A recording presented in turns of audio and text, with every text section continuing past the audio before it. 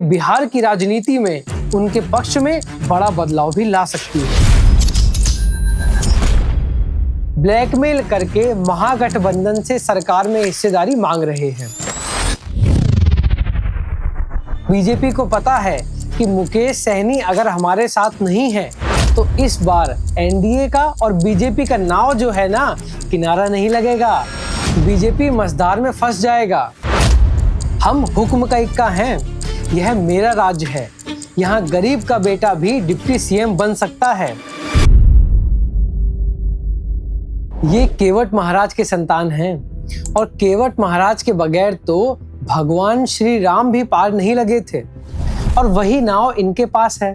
तो बीजेपी को पता है कि मुकेश सहनी अगर हमारे साथ नहीं है तो इस बार एनडीए का और बीजेपी का नाव जो है ना, किनारा नहीं लगेगा। बीजेपी मझधार में फंस जाएगा। ये दावा है बिहार की विकासशील इंसान पार्टी के नेता मुकेश सहनी का, जिन्होंने 2022 में अमित शाह से नाराज होने के बाद भारतीय जनता पार्टी को टाटा बाय बाय कहा और तेजस्वी यादव को छोटा भाई बनाकर गले मिले। बिहार चुनाव 2025 में इस बार सबकी निगाहें मुकेश सहनी के नाम पर अटक गई हैं। जो नारे बिहार चुनाव में क्रांति का एहसास कराते हैं, वही अब सत्ता की चर्चा का केंद्र बन चुके हैं। हम हुक्म का इक्का हैं, यह मेरा राज्य है, यहाँ गरीब का बेटा भी डिप्टी सीएम बन सकता है। जिसका जितना हक उसकी उतनी हिस्सेदारी। ये वही ताजे ताजे संवाद हैं जो इस चुनावी समर को एक नया मोड़ दे रहे हैं। इसी क्रांतिकारी तेवर के साथ शुरू होती है बिहार के इतिहास की नई पटकथा, जिसमें सन ऑफ मल्लाह का रोल उस नायक का है जो दशकों से सत्ता की चौखट पर दस्तक देने वाले समाज को पहली बार सत्ता की गहरे हिस्सेदारी तक ले आया है। अब सवाल यह है कि बिहार चुनावों में ये क्रांति अचानक कैसे आई। बिहार की चुनावी राजनीति में निषाद समाज यानी मल्लाह, केवट, बिंद, बेलदार जैसे समुदाय को पहले सिर्फ चुनाव के समय याद किया जाता था। इन लोगों को टिकट पाने के लिए बहुत मेहनत करनी पड़ती थी, लेकिन उनकी आवाज चुनाव के बाद गुम हो जाती थी। लेकिन इस बार हालात बदल चुके हैं। ट्रांसफॉर्मेशन की शुरुआत सहनी ने खुद अपने संघर्ष से की। मुंबई में 900 रुपए की मजदूरी से आगे बढ़कर सेट डिजाइनर बनने से राजनेता तक का सफर, फिर समाज के लिए संगठन और आंदोलन से पार्टी तक का दायरा बढ़ाना, ये सब उनके संघर्ष की कहानी है।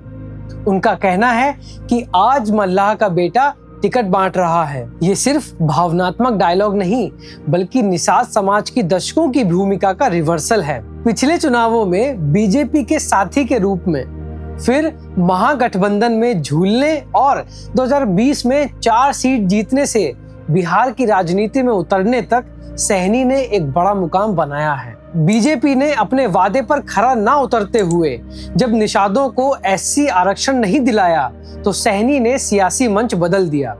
यही वजह रही कि अब वे अपने दम पर डिप्टी सीएम के कैंडिडेट हैं और पहली बार एक अति पिछड़ा मल्लाह समाज का बेटा इस स्तर की बातचीत और डीलिंग में शामिल हो चुका है। वो बड़ी समझदारी की बात करते हुए कहते हैं कि चुनाव आयोग में 243 सीट लड़ने का अधिकार भले हर पार्टी को है, लेकिन असली समझदारी ये है कि गठबंधन और एडजस्टमेंट से सीटें हासिल की जाएं। सहनी ने अपनी डिमांड को 60 सीट की दावेदारी से शुरू किया था, लेकिन जोरदार बार्गेनिंग के बाद उन्हें 15 सीटें ही मिली।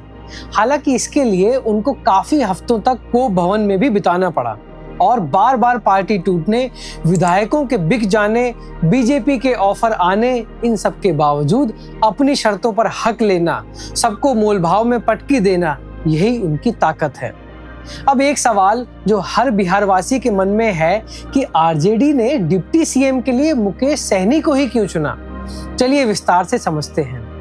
यहाँ ये कहना ठीक होगा कि आरजेडी ने मुकेश सहनी के नेतृत्व में निषाद समाज की ताकत को पहचान लिया है। द हिंदू की एक रिपोर्ट के मुताबिक क्योंकि बिहार में करीब 9.6% आबादी निषाद समुदाय की है और इनके बीच सहनी की सन ऑफ मल्लाह वाली पहचान एक आंदोलन ला रही है। अब तक आरजेडी का परंपरागत मुस्लिम यादव गठजोड़ भले मजबूत रहा हो, मगर एससी ओबीसी की सारी उपजातियों को जोड़ने के लिए उन्हें एक ऐसे चेहरे की जरूरत थी जो न सिर्फ अपना समाज संगठित करे बल्कि महागठबंधन के वोट बटोरने में भरोसेमंद भूमिका निभाए। आरजेडी को लग गया कि अब निषाद समाज को सिर्फ वोट बैंक मानकर काम नहीं चलेगा। उनके लिए जरूरी है कि निषाद समाज को नेतृत्व और सही प्रतिनिधित्व मिले। इससे उन्हें न सिर्फ सीटें मिलेंगी बल्कि सरकार बनाने में भी मदद मिलेगी। तेजस्वी यादव का मानना है कि उनकी नई और युवा छवि अगर मुकेश सहनी के संघर्ष और अति पिछड़ा सम्मान के साथ जुड़ी तो ये बिहार की राजनीति में उनके पक्ष में बड़ा बदलाव भी ला सकती है। और इसी वजह से मुकेश सहनी को डिप्टी सीएम का चेहरा बनाकर आरजेडी ने पिछड़ा समुदाय को एक बड़ा विकल्प दिया है जो भाजपा के सामान्य और सवर्ण वोटों को टक्कर देगा। साथ ही ओवैसी के आरोपों और मुस्लिम समुदाय की हिस्सेदारी देखते हुए उनके लिए भी डिप्टी सीएम की दूसरी जगह भविष्य में देने का वादा किया गया है, जो गठबंधन के सभी हिस्सों को साथ लेकर चलने का संकेत देती है। ये सारी बातें इस गठबंधन की मजबूत भागीदारी को दर्शाती हैं। सहनी के मुताबिक विकासशील इंसान पार्टी को कैडर मिलने से लाखों निषाद परिवारों को अब वह खुशी और भरोसा मिला है जिसकी तलाश में वो सालों से भटकते रहे हैं। और भले ही उन्हें चुनावी सीटें बेशक कम मिली हो, लेकिन मन चाहे डिप्टी सीएम की उम्मीद पूरी होने के साथ इसे महागठबंधन की नई वोट कटाई मशीन माना जा सकता है। अब आरजेडी के इस पैंतरे पर अलग अलग पार्टियों की टिप्पणी अलग अलग है। सब अपने अपने दृष्टिकोण से इस पर निशाना साध रहे हैं। तो चलिए समझते हैं कि किस किस पार्टी को आरजेडी का ये दांव पच नहीं रहा। पचने से याद आया कि मुकेश सहनी बीजेपी पर अक्सर तंज कसते हुए कहते हैं कि मछली हमने खाई और पेट में दर्द मोदी जी के हो गया है। इस बार आरजेडी की इस चाल पर बिहार की राजनीति में गहरा मंथन चल पड़ा है। बीजेपी जहां इसे जातिवाद की नई राजनीति कहकर इसकी आलोचना कर रही है, वहीं नेताओं का तंज है कि सहनी वोट बैंक के बल पर ब्लैकमेल करके महागठबंधन से सरकार में हिस्सेदारी मांग रहे हैं। लेकिन पार्टी टूटने का डर, विधायकों के बिक जाने की टीस भी सहनी को सार्वजनिक मंच में सुननी पड़ रही है, क्योंकि उनका आरोप है कि बीजेपी उनके कैंडिडेट्स को बड़ी आसानी से खरीद लेती है। भाजपा नेताओं का इशारा इस ओर है कि चुनाव में तो हर कोई आखिरी वक्त में दांव पलट सकता है और कहीं ऐसा न हो कि मुकेश सहनी आखिरी वक्त में फिर से बिन पेंदी के लोटे की तरह धुनक जाएं। वहीं एनडीए की चिंता और उम्मीद दोनों एक साथ जुड़ी हुई हैं कि मुकेश सहनी का निषाद समाज के भीतर बड़ा प्रभाव और पकड़ है और इस प्रभाव का इस्तेमाल ये वोटर महागठबंधन के साथ कितनी सीटें हासिल करने के लिए करेंगे। इसका मतलब ये है कि निषाद समुदाय बिहार में करीब 9.6% है, जो वोट के मामले में बहुत बड़ा हिस्सा है।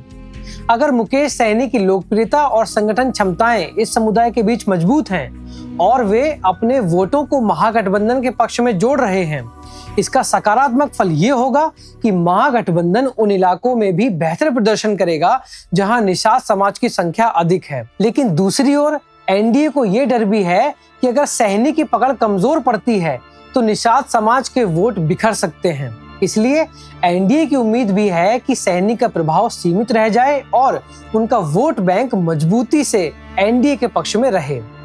दूसरी तरफ ओवैसी और कई अल्पसंख्यक दलों ने यह आरोप लगाया कि एम-वाई कॉम्बिनेशन में मुस्लिम समुदाय को प्रतिनिधित्व नहीं मिल रहा है। ओवैसी ने सवाल उठाया, 18% मुस्लिम आबादी के बाद भी उनके नाम को कोई पूछ तक नहीं रहा। लेकिन सहनी ने ओवैसी को इसका जवाब देते हुए और तंज कसते हुए साफ कहा कि आप हैदराबाद में रहिए, बिहार में हमारे अल्पसंख्यक भाई महागठबंधन के मजबूत रिश्ते के साथ हैं। जो चुनाव जीतकर आएगा वही मंत्री डिप्टी सीएम बनेगा, यहाँ किसी को फूट डालने की जरूरत नहीं है। कांग्रेस, लेफ्ट और छोटे दलों के बीच यह दुविधा भी है कि मुकेश सहनी जैसे नए और गैर मुख्यधारा के नेता पर भरोसा करना सही रहेगा भी या नहीं। कांग्रेस जैसे पुराने अनुभवी नेता सोचते हैं कि तेजस्वी और सहनी के गठबंधन को ज्यादा सीटें मिलना आसान नहीं होगा और इसी मतभेद के चलते बिहार कांग्रेस के बीच 16 अक्टूबर को पटना एयरपोर्ट पर जमकर मारपीट हुई। लेकिन उन्होंने यह भी समझ लिया है कि चुनाव जीतने के लिए सिर्फ नेताओं की दावेदारी नहीं, बल्कि वोटरों का सही तरीके से बंटवारा यानी कैलकुलेशन जरूरी होता है। अगर वोट बट जाएं या सही तरीके से नहीं जुटे तो सीटें भी कम मिलेंगी। इसलिए सीटों के चुनाव में जीत का फैसला वोटों के आधार पर होता है, न कि केवल दावे या दावेदारी से। अब सवाल यह है कि इतने तगड़े बार्गेनिंग और राजनीति में सहनी के ऐसे तेज तेवर का बिहार चुनाव 2025 पर क्या असर होगा, चलिए समझते हैं। असल में बिहार चुनाव की राजनीति में पहली बार निषाद समुदाय इस कदर फ्रंट फुट पर आकर खड़ा हुआ है। टिकट बंटवारों से लेकर डिप्टी सीएम के फिक्स चेहरे तक पूरे चुनावी चर्चा का एजेंडा बिल्कुल बदल गया है। एनडीए में जहां पहले निषाद समाज को सिर्फ वोट बैंक समझा जाता था, वहीं बिहार में अब उन्हें खुलकर मंच और सीट मांगने का हक मिल चुका है। यानी कि बिहार में पहली बार अति पिछड़ा समाज ने खुलकर अपनी एक अलग और मजबूत पहचान बनाई है। यह समाज अब सिर्फ मतदान का हिस्सा नहीं है, बल्कि राजनीतिक प्रक्रिया में सक्रिय रूप से भागीदारी कर रहा है और अपनी हिस्सेदारी भी मांग रहा है। मुकेश सहनी जैसे नेता इस बदलाव की अगुवाई कर रहे हैं, जो अपने समुदाय के लिए बहुत बड़ा प्रतिनिधि साबित हो रहे हैं। साथ ही सहनी की बार्गेनिंग पॉलिटिक्स ने चुनावी गठबंधनों में सीटों के बंटवारे को कई बार जटिल और असमंजस में डाल दिया है। उनके कारण महागठबंधन और एनडीए दोनों को सीटों के बंटवारे पर सोचना पड़ रहा है, जिससे चुनावी रणनीतियों में तनाव पैदा हो रहा है। वहीं गठबंधन को अब निषाद, केवट, बिंद, बेलदार और अन्य मल्ला समाज के वोटर मिल गए हैं, जो उनके लिए नई ताकत की तरह हैं। ये वोट कटिंग मशीन की तरह काम करेंगे, जो चुनाव में गठबंधन की जीत में खास भूमिका निभा सकते हैं। महागठबंधन ने मुस्लिम समुदाय से जुड़ी कुछ चिंता और सवाल दूसरे डिप्टी सीएम के चेहरे को भविष्य में देने के वादे से हल कर लिया है, ताकि समुदाय के बीच संतुलन बना रहे और गठबंधन मजबूत हो। और इस सब के परिणाम स्वरूप तेजस्वी यादव की युवा और नई सोच, मुकेश सहनी के संघर्ष और अति पिछड़ा समाज की सामाजिक न्याय की मांग के साथ मिलकर बिहार के मतदाताओं के मन में उम्मीद और विश्वास जगा रही है, जो चुनाव के नतीजों पर बड़ा असर डाल सकती है। बीजेपी ने चुनावी प्रचार की शुरुआत तो काफी पहले कर दी थी, लेकिन महागठबंधन की नई रणनीति ने जमीन पर अब लड़ाई का असली माहौल बना दिया है। आम जनता अब इस मुद्दे को जाति, आरक्षण और सामाजिक न्याय के एंगल से देख रही है। बिहार चुनाव अब सिर्फ वोट खरीदने या बढ़ाने की लड़ाई नहीं रह गई है। वोटर लिस्ट में फर्जीवाड़ा, चुनाव आयोग पर भरोसा कम होना, एससी, ओबीसी आरक्षण जैसे मुद्दे चुनाव को एक हक की लड़ाई बना चुके हैं। लोग अब अपने अधिकारों और पहचान के लिए वोट दे रहे हैं। मल्ला, निषाद जैसे गरीब और पिछड़े वर्ग के लोगों के लिए ये पहली बार हुआ है कि वे चुनाव में ऐसी ताकत दिखा रहे हैं कि वो भी अब डिप्टी सीएम जैसी बड़ी कुर्सी के लिए हक की बात कर सकते हैं। उन्होंने अपनी आवाज बुलंद की है और अब वे पूरी राजनीति में अपना हिस्सा मांग रहे हैं, जो पहले बिल्कुल भी संभव नहीं था। और यही उनकी राजनीतिक और सामाजिक ताकत बढ़ाने का बड़ा संकेत है। सहनी ने एक बहुत बड़ा चैलेंज दिया है, जो सीधे जनता और चुनाव के मायने बदल सकता है। उन्होंने कहा है कि अगर एनडीए की सरकार में कहीं भी किसी भी मतदान बूथ पर सही वोटिंग हो जाए तो वह 1 करोड़ रुपए का इनाम देंगे। यानी वे चुनाव प्रक्रिया पर सवाल उठा रहे हैं और सारी प्रक्रिया साफ सुथरी और सही होने की गारंटी चाहते हैं। साथ ही सहनी ने वादा किया है कि वे सीधे किसानों और मछुआरों के हितों के लिए काम करेंगे, जो इनकी राजनीतिक मुद्दे का बड़ा हिस्सा है। ये बातें सिर्फ चुनावी बातें नहीं हैं, बल्कि चुनाव की राजनीति का बड़ा मोड़ है, जो जनता के भरोसे और उम्मीदों को और मजबूत करती है। यह दिखाता है कि सहनी जनता के बीच जमीनी स्तर की समस्याओं को समझ रहे हैं और उन्होंने उनका समाधान देने की ठान ली है। इसलिए इसे बिहार राजनीति में एक टर्निंग पॉइंट कहा जा सकता है। बिहार चुनाव 2025 की सियासी कहानी मुकेश सहनी के तेवरों, उनके क्रांतिकारी विचारों और आरजेडी की नई रणनीति पर केंद्रित है। पहली बार निषाद समाज का बेटा, जिसने सामाजिक दायरे को तोड़ा, टिकट बांटा और डिप्टी सीएम बनने की ठोस दावेदारी ठोकी, वही आज बिहार के राजनीतिक विमर्श की दिशा बदल रहा है। एनडीए और अन्य पार्टियों की चिंता, कांग्रेस, आरजेडी की बार्गेनिंग, मुस्लिम समाज की अवधारणा, सब कुछ इस सन ऑफ मल्ला के इर्द गिर्द घूम रहा है। जब चुनाव के नतीजे आएंगे और अगर बिहार में सत्ता का गणित बदलेगा तो मल्लाह, निषाद और पिछड़ा वर्ग सबकी हिस्सेदारी और पहचान बनाने का रास्ता ये राजनेता खोल सकता है।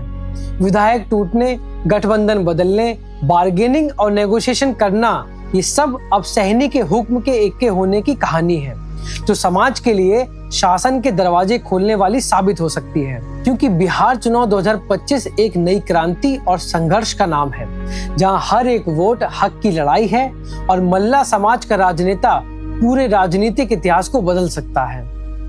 तो आज के इस रोचक चर्चा को यहीं पर खत्म करते हैं। मिलते हैं अगले वीडियो में एक नई डिटेल्ड रिपोर्ट के साथ। तब तक के लिए जुड़े रहिए हमारे चैनल बजरबट्टू दुनिया से।